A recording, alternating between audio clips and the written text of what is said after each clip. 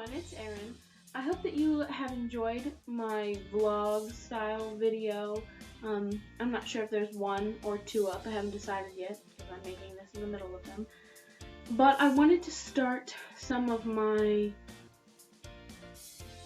question and answer videos, I guess they're called, things that I said or things that people ask me a lot that I want to answer for you guys in the form of a video.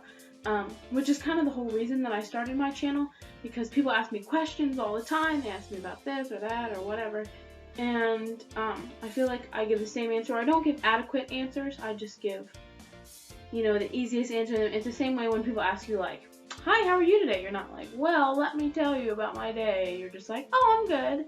So I just try to give the simplest answer, but I wanted to give more in-depth answers.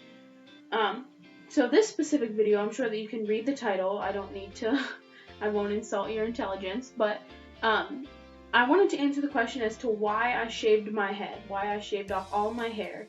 And as you can see, it's growing back in. It's pretty thick and full, and it grows pretty fast, so I just shaved it off in July, and it is now January.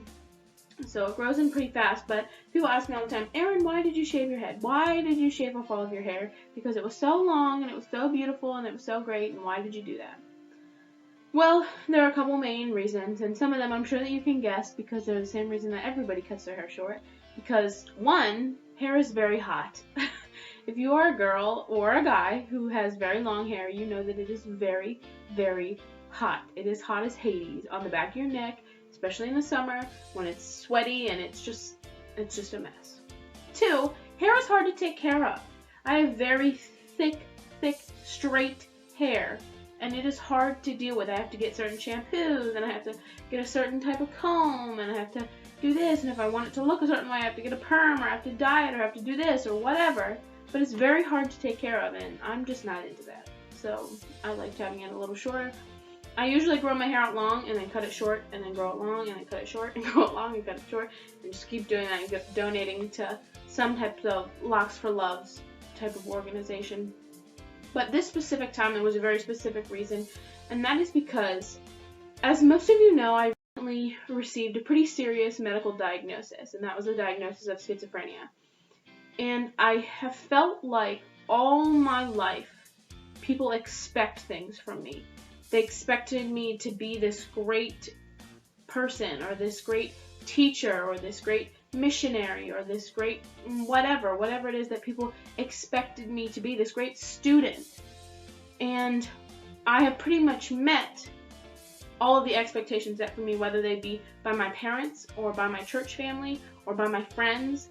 But I pretty much met those expectations. But in the last about year and a half, I have not been able to meet those expectations. I have not been able to do the things that people wanted me to do, and I just really realized, why am I doing this? Why am I letting other people's expectations for my life run things? I wasn't doing what I wanted to do. I wasn't living the life that I thought was best, because I was trying to meet other people's expectations for myself.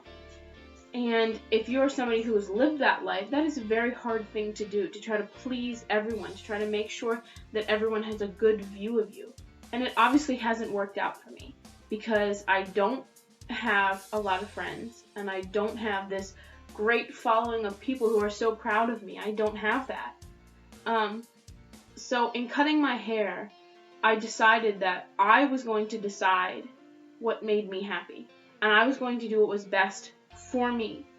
And that might seem selfish, and that might seem like, I don't know, selfish is really the only word that I can think of. But if you don't take care of yourself first, you can't take care of anybody else.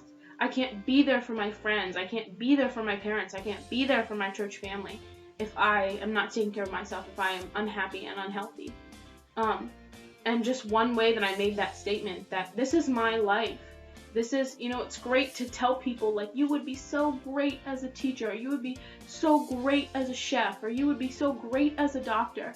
But it's a whole nother thing to expect that from them, and to say, wow, I'm really disappointed in you, or, you did have great things in store for you, and now you don't.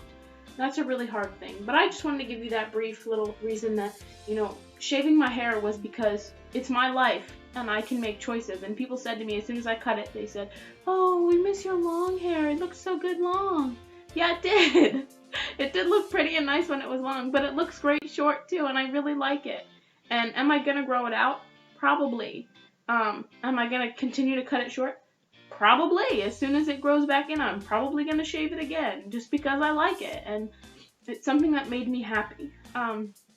So I have a lot of other videos where I'm gonna answer a lot of other questions, depending on what you want to see. But you can leave a comment down below and let me know, hey Erin, I have another question for you, whether it's something that I've already addressed in my first video of things I want to change, or whether it's something that I just do in my life, and you're like, hey, I want to know why you wear weird glasses, or how do you like your Fitbit, or how do you exercise, or whatever the question is, or just ask me and I would love to answer it.